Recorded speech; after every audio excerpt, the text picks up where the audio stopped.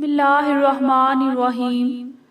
ایش voice کے تمام سامعین کو خلوص اور پیار بھرا سلام۔ آج کا موضوع ہے حضرت آدم علیہ السلام اور حضرت حوا علیہ السلام کو جنت سے کیوں نکالا گیا اور حضرت آدم علیہ السلام کی توبہ کیسے قبول ہوئی۔ آج کے موضوع پر بات کرنے سے پہلے ہم اپنی ناظرین سے گزارش کرتے ہیں کہ اگر آپ ہماری چینل پر نئے ہیں تو سب سے پہلے ہمارا چینل سبسکرائب کریں اور بیل آئیکن کو پریس کرنا مت بھولیں تاکہ ہماری آنے والی نئی ویڈیو سب سے پہلے آپ کو ملتی رہے۔ حضرت آدم اور حضرت حوا علیہ السلام نہایت ہی آرام اور چین کے ساتھ جنت میں رہتے تھے۔ اللہ تعالیٰ نے فرما دیا تھا کہ جنت کا جو پھل بھی چاہو بے روک ٹوک سیر ہو کر تم دونوں کھا سکتے ہو، مگر صرف درخت کا ایک پھل کھانے سے منع کیا گیا تھا کہ اس کے قریب مت جانا۔ وہ درخت گیہوں تھا یا انگور وغیرہ تھا۔ چنانچہ دونوں اس درخت سے مدت دراز تک بچتے رہے، لیکن ان دونوں کا دشمن ابلیس برابر طاق میں لگا رہا۔ آخر اس نے ایک دن اپنا وسوسہ ڈال ہی دیا اور قسم کھا کر کہنے لگا کہ میں تم دونوں کا خیر خواہ ہوں، اور اللہ تعالیٰ نے جس درخت سے تم دونوں کو منع کر دیا ہے وہ شجرۃ الخلد ہے، یعنی جو اس درخت کا پھل کھائے گا وہ کبھی جنت سے نہیں نکالا جائے گا۔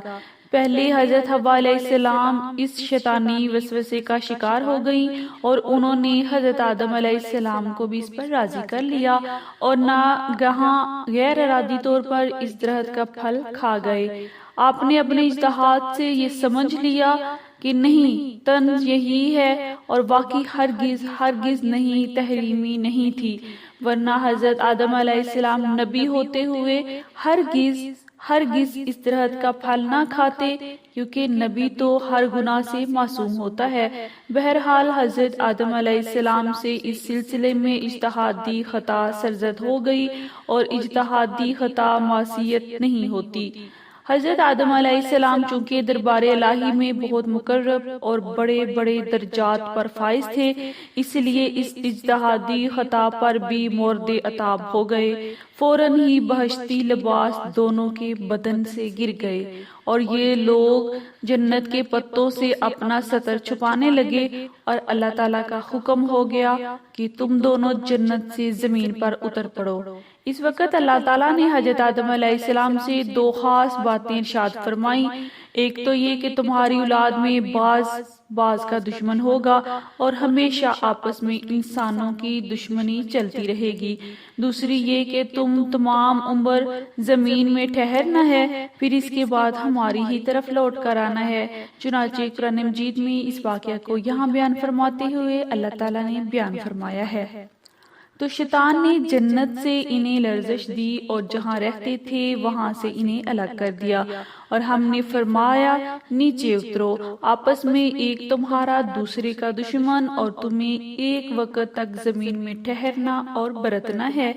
اس ارشاد ربانی سے یہ سبق ملتا ہے کہ جو انسانوں میں مختلف وجوہات کی بنا پر عداوتیں اور دشمنیاں چل رہی ہیں یہ کبھی ختم ہونے والی نہیں۔ لاکھ کوشش کرو کہ دنیا میں لوگوں کے درمیان عداوت اور دشمنی کا خاتمہ ہو جائے، مگر چونکہ یہ اللہ تعالیٰ کے باعث ہے اس لیے یہ عداوتیں کبھی ہرگز نہ ختم ہوں گی۔ کبھی ایک ملک دوسرے ملک کا دشمن ہوگا، کبھی مزدور اور سرمایہ دار میں دشمن رہے گی، کبھی امیر و غریب کی عداوت زور پکڑے گی، کبھی مذہبی لسانی دشمنی رنگ لائے گی، کبھی تہذیب و تمدن کے باہمی ٹکراؤ کی دشمنی ابھرے گی، کبھی ایمانداروں اور بے ایمانوں کی عداوت رنگ دکھائے گی۔ الغرض دنیا میں انسانوں کی آپس میں عداوت اور دشمنی کا بازار ہمیشہ ہی گرم رہے گا، اس لیے لوگوں کو اس سے رنجیدہ اور خاطر ہونے کی کوئی ضرورت نہیں ہے، اور نہ ہی اس عداوت اور دشمنی کو ختم کرنے کی تدبیروں پر غور و خوض کر کے پریشان ہونے سے کوئی فائدہ ہے،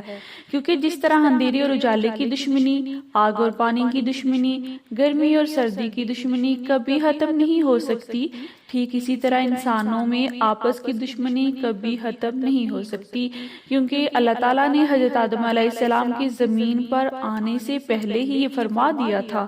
یعنی ایک انسان دوسرے انسان کا دشمن ہوگا تو یہ عداوت و دشمنی ہلکی اور فطری ہے جو حکم الہی اور اس کی مشیت سے ہے، تو پھر بھلا کون ہے جو اس عداوت کا دنیا سے خاتمہ کروا سکتا ہے۔ حضرت آدم علیہ السلام کی توبہ کیسے قبول ہوئی؟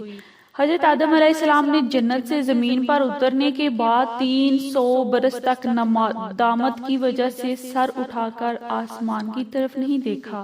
روتے ہی رہے۔ روایت ہے کہ اگر تمام انسانوں کے آنسو جمع کیے جائے تو اتنے نہیں ہوں گے جتنے آنسو آدم علیہ السلام کے خوف الہی سے زمین پر گرے، اور اگر تمام انسانوں اور حضرت داؤد علیہ السلام کے آنسوؤں کو جمع کیا جائے تو حضرت آدم علیہ السلام کے آنسو ان سب لوگوں سے زیادہ ہوں گے۔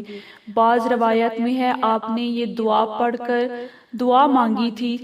اے اللہ میں تیری حمد کے ساتھ تیری پاکی بیان کرتا ہوں، تیرا نام برکت والا ہے اور تیری بزرگی بہت ہی بلند مرتبہ ہے، تیرے سوا کوئی معبود نہیں ہے، میں نے اپنی جان پر ظلم کیا ہے، تو مجھے بخش دے کیونکہ تیرے سوا کوئی نہیں جو گناہوں کو بخش دے۔ اور ایک روایت میں ہے کہ آپ نے ربنا ظلمنا انفسنا وان لم تغفر لنا وترحمنا لنکونن من الخاسرین پڑھا، یعنی اے ہمارے پروردگار ہم نے اپنی جانوں پر ظلم کر لیا اور اگر تو ہمیں رحم فرما کر نہ بخشے گا تو ہم گھاٹا اٹھانے والوں میں سے ہو جائیں گے۔ حضرت علی مرتضیٰ رضی اللہ تعالیٰ عنہ سے معروفاً روایت کی ہے کہ جب حضرت آدم علیہ السلام پر عذاب الہی ہوا تو آپ توبہ کی فکر میں حیران تھے۔ ناگہاں اس پریشانی کی عالم میں یاد آیا کہ وقت پیدائش میں نے سر اٹھا کر دیکھا تھا کہ عرش پر لکھا ہوا ہے لا الہ الا اللہ محمد رسول اللہ۔ اس وقت میں نے سمجھ لیا تھا کہ بارگاہ الہی میں وہ مرتبہ کسی کو میسر نہیں ہے جو محمد صلی اللہ علیہ وآلہ وسلم کو حاصل ہے، کہ اللہ تعالیٰ نے ان کا نام اپنے نام اقدس کے ساتھ ملا کر عرش پر تحریر فرمایا ہے۔ لہٰذا میں نے اپنی دعا میں ربنا ظلمنا انفسنا کے ساتھ یہ عرض کیا، جس کا ترجمہ ہے یعنی اے اللہ تیرا بندہ خاص محمد صلی اللہ علیہ وآلہ وسلم کے جاؤ مرتبہ کے طفیل میں اور ان کی بزرگی کے صدقے میں جو انہیں دربار میں حاصل ہے، میں تجھ سے دعا کرتا ہوں کہ تو میرے گناہ کو بخش دے۔ یہ دعا کرتے ہی حق تعالیٰ نے ان کی مغفرت فرما دی اور توبہ قبول ہو گئی۔ درس ہدایت، اس واقعے سے چند اسباق پر روشنی پڑتی ہے جو یہ ہے، اس سے معلوم ہوا مقبولانے بارگاہ الہی کے وسیلہ سے بحق فلاں بجا فلاں کہہ کر دعا مانگنی جائز اور آدم علیہ السلام کی سنت ہے۔